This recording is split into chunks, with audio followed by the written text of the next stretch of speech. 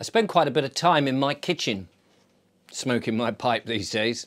Gives me time to sort of think and cogitate, especially when it comes to making these videos. You know, sometimes it's quite tricky to think of a theme in which will be interesting and engaging and will take us on some sort of journey, and there'll be an end point to it.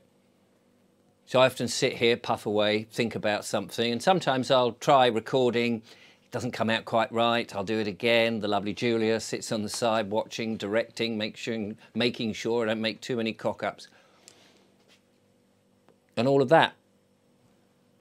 And I was thinking about the time that we're in. As you know, I like reading books and I like reading a bit about history.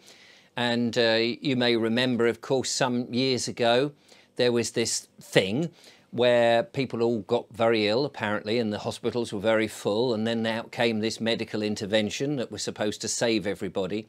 And at the time, all of that was, we were reminded, were we not, when this so-called virus was floating about all over the place, that it was a bit like the Great Plague. The Great Plague, I think, of what was it, 1341, something like that.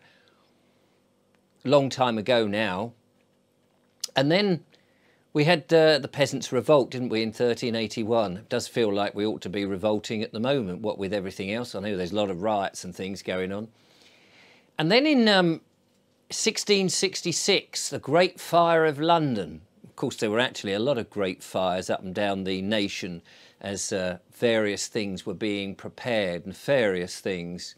And many people say that the Great Fire of London actually wasn't an accident, that it wasn't down to somebody, some old baker in Pudding Lane just accidentally leaving his fire going and an ember comes out and sparks a bit of a fire that spreads across all of London with people fleeing and trying to put things out and all of that. There is a theory now, based on some facts that have been turned out, that it was set up deliberately, because that would be a conspiracy, wouldn't it? That would be a conspiracy. People would make that all up. Yeah, it's interesting. I say that because I wonder what the historians will make of the period now. Will they be looking back at this time and think, oh, this is the era of the Great Poisoning? They always like to put the word great in front of things. The Great Plague, the Great Fire of London, the Great Poisoning. And why do I say that? Well, you only have to look up in the sky, don't you? And you see the chemtrails flowing about, sorry, the geoengineering. Some people like the technical term and others like the slang, the chemtrails, those chemical trails in which they're spraying stuff into the sky, supposedly to create different weather patterns, to reflect the sun because of the global warming, the myth of man-made global warming, in which they're going to dim the skies, cover the ground with solar panels, which then won't get the sun because they've just blocked out the sun, and cover up all the land and all the food, which of course they're spraying with various insecticides, pesticides and various things. So there's more poisoning there.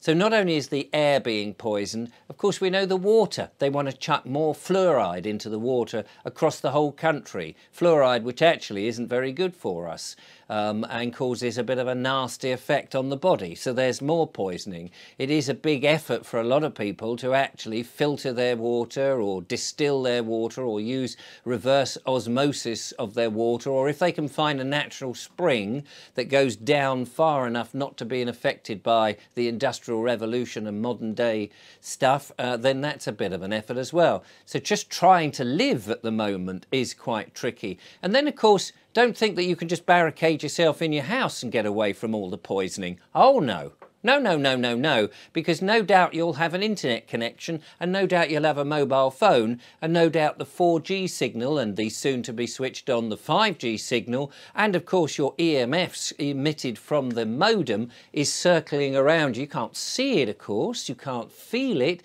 but slowly but surely it's affecting you and potentially giving you some terrible diseases like cancer, for example. which is not a very nice disease. And then, of course, there's the poisoning of the mind through the propaganda on the telly and in the films and in the TV programmes and in the newspapers and from your screen stars and even those people on YouTube, all of which influencing you and guiding you and telling you what to think and how to think, all of that.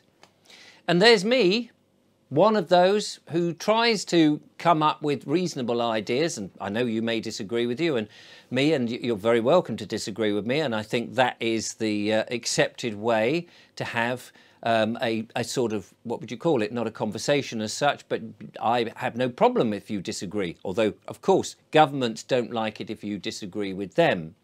Because then if you disagree with them, you're a conspiracy theorist.